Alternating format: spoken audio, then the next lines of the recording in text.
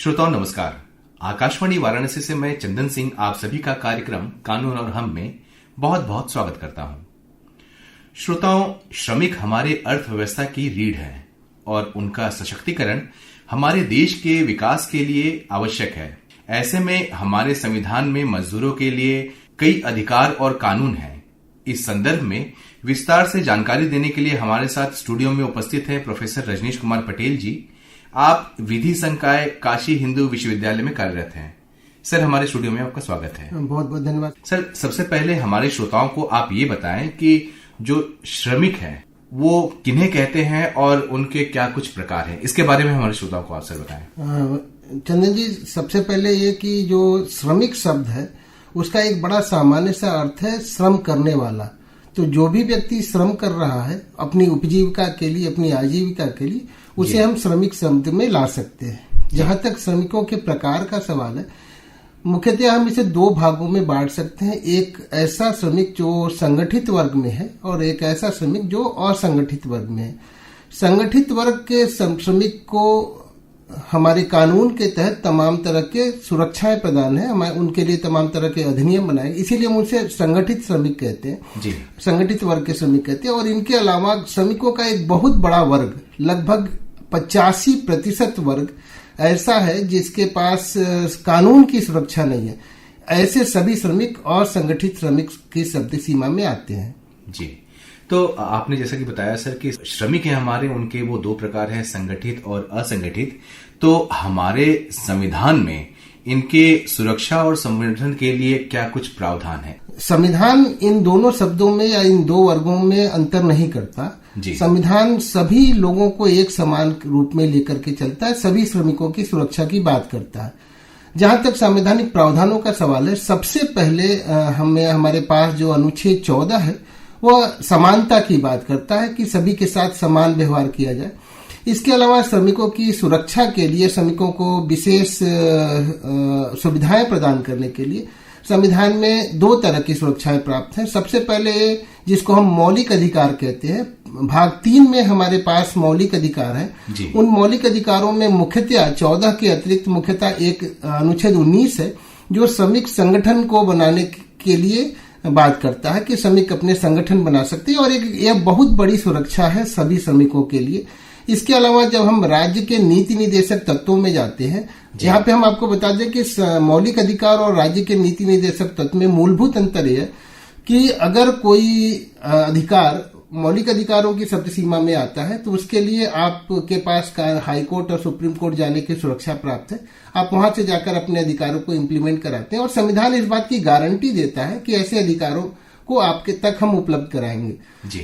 इसके अलावा जब संविधान बन रहा था तो कुछ अधिकार ऐसे थे, उस समय के तत्कालीन सरकार के पास उतनी सुविधाएं नहीं थी, तो इस कारण से उसे हमने पार्ट 3 में रखने के बजाय हमने भाग 4 में रखा और राज्य से यह उम्मीद की, यह आशा की कि राज्य ऐसे अधिकारों को दिलाने का प्रयास करेगा और ऐसे को कहते हैं राज्य के नीति निर्देशक तत्व। राज्य के नीति निर्देशक तत्वों में अगर जाएं तो सबसे पहले जो सबसे बड़ी सुरक्षा है वह समान कार्य के लिए समान वेतन है जी। श्रमिक जीवन की, श्रमिक परिस्थितियों के सुधार के लिए वहां पर व्यवस्था है और इसके अतिरिक्त जो छोटे कामगार मीन्स जो बालक हैं, 14 वर्ष से कम आयु के व्यक्तियों को किसी भी खतरनाक कामों में न लगाने का दायित्व राज्य को दिया गया है और इसके अतिरिक्त इन श्रमिकों के श्रमिक जीवन के सुधार के लिए अनेक उपबंध हमारे संविधान के भाग 4 में किए गए हैं। अच्छा, इनके अलावा और भी किसी तरह के कानून हैं क्या जो हमारे संविधान में दिए गए हैं जिनसे जो श्रमिक हैं उनकी स्थिति जो है और बेहतर हो सकती है? जी, संविधान के जो आदर्श हैं उनको वास्तविक रूप में लागू करने के लिए हमारे पास भारतवर्ष में बहुत ढेर सारे लेजिस्लेशंस हैं, बंद किए गए हैं और इनको भी हम दो भागों में बांट सकते हैं मुख्यतः। एक को कहते हैं औद्योगिक संबंध विधायन। औद्योगिक संबंध विधायन में उद्योग में काम करने की जो सेवा शर्तें होंगी उनको और नियोजक नियोजित संबंध को विनियमित करने के प्रावधान किए गए हैं। इसके अलावा जो सामाजिक सुरक्षा है, जो जैसे किसी मजदूर को चोट लग जाए या उसके पेंशन की व्यवस्था, उसके ग्रेच्युटी की व्यवस्था, मैटरनिटी लीव की व्यवस्था, इन सब बंदों को समाहित करते हुए एक अधिनियमों का एक अलग वर्ग है जिसको हम सामाजिक सुरक्षा के विधान कहते हैं जी। तो इन दोनों अधिनियमों के माध्यम से श्रमिक हितों की सुरक्षा और संवर्धन की बात की गई है। अच्छा, हाल के वर्षों में श्रमिकों से संबंधित कोई नया कानून आया है, इसके बारे में आप हमारे श्रोताओं को जी, हमारे पास अभी जो अधिनियम उपलब्ध हैं, जो अभी भी चल रहे हैं, इन सभी अधिनियमों को संहिताबद्ध किया गया है और कुल मिलाकर के 4 संहिता में इसे विभाजित किया गया है। और इन चारों संहिताओं में जो पुराने नियम हैं लगभग उन्हीं को रखा गया है। और उसके अलावा जैसे मैं असंगठित श्रमिक वर्ग की बात कर रहा था, तो असंगठित श्रमिक वर्ग के सुरक्षा के लिए भी कुछ उपबंध नए जोड़े गए हैं, लेकिन अभी तक ये चारों जो संविधाएं हैं ये लागू अभी तक नहीं हुई हैं और उम्मीद करते हैं कि हाल के महीनों में या दिनों में यह जल्दी ही लागू होगा। अच्छा, श्रमिकों के जो उनसे संबंधित जो जितने भी तरह के उनके कानून हैं या फिर जितने भी उनके लिए जो क्या कहते हैं जो फैसिलिटीज हैं और ये कहें कि उनके जो अधिकार हैं, अगर उससे संबंधित किसी तरह की कोई समस्या उनको हो रही है, अगर हम बात करें कि किसी श्रमिक को अगर वेतन नहीं मिल रहा है, तो इससे संबंधित वो कहाँ शिकायत कर सकता है और इसके क्या क्या प्रकार हैं, किस तरह से वो शिकायत कर सकता है, इसके बारे में हमारे श्रोताओं को बताया। देखिए, श्रमिकों का जो मुख्य मौलिक अधिकार वो है कि जो भी वो काम करते हैं उनके लिए उचित वेतन उन्हें मिले जी, पहला अधिकार। दूसरा अधिकार यह है कि जिन परिस्थितियों में वो काम कर रहे हैं कम से कम वो मानवीय परिस्थितियां हों, अमानवीय दशाओं में उनसे कार्य नहीं लिया जा सकता, ये दूसरा अधिकार है जी। तीसरा अधिकार है कि संविदा की जो शर्तें हैं वह बहुत ही बोझिल न हो। और चौथा जो अधिकार है कि एक व्यक्ति, एक श्रमिक जो किसी भी नियोजन स्थल पे काम कर रहा है, उसके नियोजन की सुरक्षा उसे मिलती रहे। कहीं ऐसा न हो जिसको हम लोग हायर एंड फायर कहते हैं, उस तरह का नियोजक आज उसे काम पे रखा और बिना किसी कारण से उसे हटा दिया। ये कुल मिलाकर के 4 मुख्य अधिकार हैं श्रमिकों के। इन संबंध में किसी भी तरह की समस्या होने पे, जैसे आपने कहा कि उसे वेतन नहीं मिल रहा है या किसी नियोजक ने उसे बिना कारण से, बिना गलती से निकाल दिया, ऐसे में हमारे पास जो सोशल सिक्योरिटी के लेजिस्लेशंस हैं, उसके अलावा जो हमारे पास मेनली जो इंडस्ट्रियल डिस्प्यूट्स एक्ट है, जिसको औद्योगिक विवाद अधिनियम 1947 कहते हैं, इन सभी अधिनियमों में अपने अपने प्राधिकारी बनाए गए हैं। और खास करके जो 1947 का जो अधिनियम है उसमें आपका 4 तरह के सिस्टम बनाए गए, जिसमें ट्रिब्यूनल्स, लेबर कोड भी शामिल है। विवादों को निपटाने के लिए अगर व्यक्ति यहाँ पे शिकायत करता है तो लेबर कोर्ट और ट्रिब्यूनल उनकी शिकायत सुनता है। और इस लेबर कोर्ट और ट्रिब्यूनल की खास विशेषता है कि सिविल न्यायालयों की तरह यहाँ देरी कम होती है। यानी कि ये जो न्यायालय है या जो कोसाई जुडिशियल बॉडीज हैं, ये प्रक्रियाओं से बाध्य नहीं है, इस कारण से इनका मामलों का त्वरित निपटारा होता है, एक विशेषता। इसके अलावा हमारे पास आज के जमाने में जो सरकार हमारी एक श्रम पोर्टल बनाई हुई है, कोई भी व्यक्ति इस श्रम पोर्टल पर जाकर के अपनी शिकायत दर्ज कर सकता है, किसी भी तरह का, या तनख्वाह न मिल रहा हो या उसको अनुचित निष्कासन हुआ हो, तो ऐसी दशा में श्रमिक पोर्टल पे जाकर के वो अपनी शिकायत दर्ज कर सकता है। हर जिले में, हर राज्य में यह श्रमिक पोर्टल के अपने ऑफिसेज भी हैं और बनारस में भी इसकी ऑफिस है। इसके अलावा एक नंबर है 180018009999, ये नंबर है, इस पर भी आप कॉल करके अपनी शिकायत दर्ज कर सकते हैं। निसंदेह ही आजादी का अमृत महोत्सव हम मना रहे हैं, 75 वर्ष हो गए हैं सर, और जो मजदूरों की स्थिति है उसमें सुधार तो हो रहा है, लेकिन फिर भी जो एक अपेक्षित जो सुधार है वो हमें मिल नहीं पाया है। इसके पीछे का आप कारण क्या समझते हैं सर? देखें, 1947 के पहले भी हमारे पास श्रमिक विधायन थे और बहुत से विधायन जो अभी चल रहे हैं वो सब 1947 के पहले के भी हैं। बाद में भी हम लोगों ने काफी अधिनियम बनाया है। श्रमिकों के दशा में सुधार तो अवश्य हुआ है। और जहां तक ये सवाल है कि इतने अधिनियम होने के बावजूद भी अभी हमारा श्रमिक अपने लक्ष्य को प्राप्त नहीं कर सका है, उसके पीछे अनेकों कारण हैं, जिसमें एक बड़ा कारण हमारी जनसंख्या स्वयं है।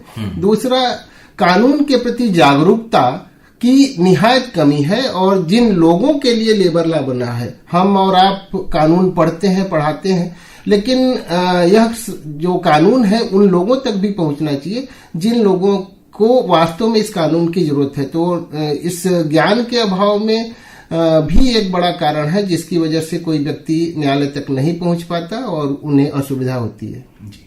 अच्छा, मैं यहाँ पे एक सवाल और पूछना चाहूंगा कि हमारा ये जो कार्यक्रम है, बहुत सारे श्रमिक जो है वो भी सुन रहे होंगे, तो एक श्रमिक अपने आप को सशक्त करने के लिए और इन सभी सुविधाओं के बारे में जानकारी हासिल करने के लिए क्या कुछ कर सकता है? देखिए, आज अपने आप अगर इंटरनेट का सहारा लेता है तो इंटरनेट पे बहुत सी सूचनाएं उपलब्ध हैं कि एक व्यक्ति को अपने अधिकारों को कैसे जाने, उनके अधिकार कौन कौन से हैं और उन अधिकारों के प्रवर्तन के लिए उन्हें क्या करना होगा, कहाँ जाना होगा। ये सारी सुविधाएं ऑनलाइन आज सभी के पास उपलब्ध है। उसके अलावा जो हमारे पास जिला विधिक प्राधिकरण है, हर न्यायालय में उसे सृजित किया गया, या जिला विधिक न्यायालय प्राधिकरण का भी यह काम है, वह समय समय पर इस तरह की सूचनाएं के लिए कैंप आयोजित करता रहता है। हम स्वयं काशी हिंदू विश्वविद्यालय का जो हमारा विधि विभाग है, हम लोगों के पास भी एक यूनिट है और हम बीच बीच में जाकर के गांव में जाते हैं, वहां कैंप आयोजित करते हैं और जनता को उसके अधिकारों से जागरूक कराते हैं। जी। अच्छा, एक और सवाल मेरे जहन में आ रहा था कि जो श्रमिक होते हैं वो बहुत सारी संस्थाओं से जुड़े रहते हैं वो, और कई बार उनकी मांगे होती हैं जो पूरी नहीं की जाती हैं, जो टॉप लेवल पे जो अधिकारी होते हैं। मैं सिर्फ यहाँ पे सरकारी संस्थाओं की बात नहीं कर रहा हूँ, गैर सरकारी संस्थाएं और जो स्वयंसेवी संस्थाएं हैं, वहां पे भी जो कई श्रमिक हैं जो अपने कुछ उनकी मांगे होती हैं जो मानी नहीं जाती है, और इन मांगों को लेकर के कई बार वो अपने संस्था में हड़ताल करते हैं। तो इसको आप कैसे देखते हैं सर? आप देखें, नियोजक नियोजित संबंध जो है वह बड़ा ही मासूम सा संबंध है और निसंदेह श्रमिक का योगदान उतना ही है जितना नियोजक का, या यूं कहूं कि श्रमिक का योगदान नियोजक से भी अधिक है। जैसा कि जस्टिस भगवती ने एक अपने निर्णय में कहा था कि नियोजक तो केवल पूंजी लगाता है, बल्कि श्रमिक तो अपना जीवन ही दान कर देता है। तो ऐसे में उसे हड़ताल न करना पड़े, इसकी जिम्मेदारी भी नियोजक की है। श्रम की शर्तें और उचित प्रदाय यह दोनों सुनिश्चित होने चाहिए, अन्यथा इस तरह के विवाद उत्पन्न होते हैं। निसंदेह कोई भी व्यक्ति नहीं होगा जो ये कहेगा कि हड़ताल बहुत अच्छी चीज है, लेकिन हड़ताल अपने अधिकारों को प्राप्त करने का कर्मकारों के पास एक आखिरी हथियार है और हम उम्मीद करते हैं और निवेदन भी करते हैं कि इस अधिकार का प्रयोग हमेशा और हमेशा आखिरी में ही होना चाहिए। अधिनियमों में भी यह व्यवस्था है कि आप पहले बातचीत के जरिए अपनी समस्याओं को हल करें और नियोजक से भी उम्मीद है कि वह अपने कर्मकारों को उचित सुविधाएं प्रदान करे, उसके श्रम का उचित मूल्य प्रदान करे, ताकि इस तरह समस्याएं संस्थापन में न आवे। क्योंकि संस्थापन में अगर समस्याएं आएंगी तो केवल कर्मकार का ही नुकसान नहीं होगा, बल्कि उस नियोजक का भी नुकसान होगा और साथ ही साथ पूरे राष्ट्र का नुकसान होगा। तो ऐसे में अच्छा होगा कि इस तरह की समस्याएं न आवे। इसके लिए नियोजक और नियोजित दोनों मिलकर के काम करें। तो चलते चलते आप हमारे श्रोताओं को क्या कुछ कहना चाहेंगे और जो श्रमिक है उनको क्या कुछ सुझाव देना चाहेंगे इस संदर्भ में हमारे श्रोताओं को? सबसे पहले श्रमिकों से यह निवेदन है कि वह अपने अधिकारों को जाने, और केवल अधिकारों को ही नहीं जानना है बल्कि उन्हें अपने कर्तव्यों को भी जानना है। संस्थापन आपका है, संस्थापन का विकास आपका है, इसलिए संस्थापन में मन लगा करके काम करना है। रही बात यह कि अगर आपके उचित प्रदाय नहीं हो रहे हैं या इस तरह किसी भी तरह की समस्याएं आ रही हैं, तो हर संस्थापन में एक वर्क कमेटी होती है। वर्क कमेटी से अपने संपर्क स्थापित करें और मसले को बातचीत के जरिए निपटाने का प्रयास करें और अपने राष्ट्र के प्रति अपना योगदान देते रहें। प्रोफेसर रजनीश कुमार पटेल जी, आप हमारे स्टूडियो में आए, हमसे श्रमिकों के बारे में इतनी सारी जानकारियां साझा की, उनके अधिकारों के बारे में और उनसे संबंधित कानूनों के बारे में इतनी सारी जानकारियां साझा की, उसके लिए आपका बहुत बहुत धन्यवाद। बहुत बहुत धन्यवाद चंदन जी।